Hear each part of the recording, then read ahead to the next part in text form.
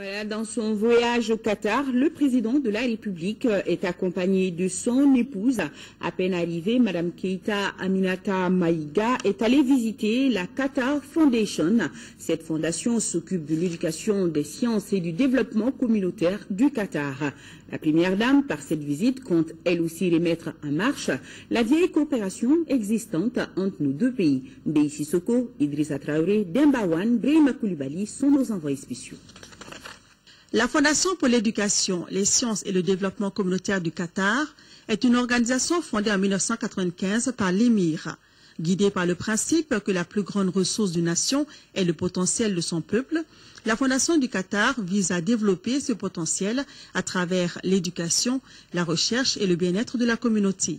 Dirigée par son Altesse Sheikha Moza bint Nasser, épouse de l'émir, cette fondation s'est ouverte à l'extérieur afin de renforcer sa visibilité sur la scène internationale.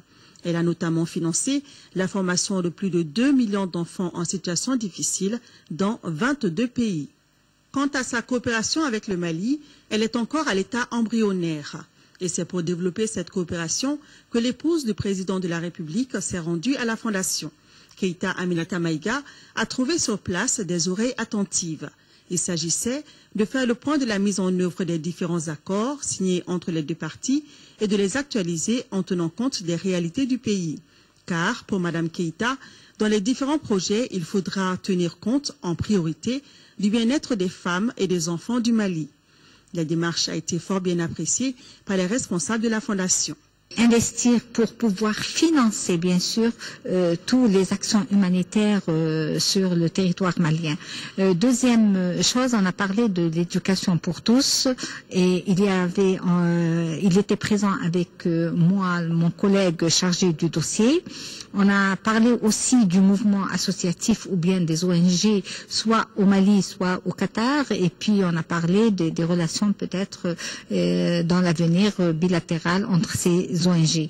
Et on a parlé aussi d'une rencontre avec les concernés, les ministres qui sont concernés par cette convention pour réactiver cette convention et aussi sa mise en œuvre.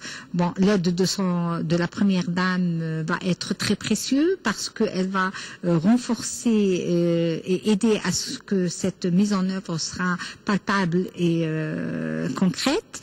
Près de 2 millions d'euros attendent donc des nouveaux projets maliens qui pourraient intéresser la Fondation. Mais déjà, la construction des centres de fabrique de bijoux, des centres de préservation des manuscrits et l'appui des micro-projets en faveur des femmes sont des volets qui pourront être réalisés.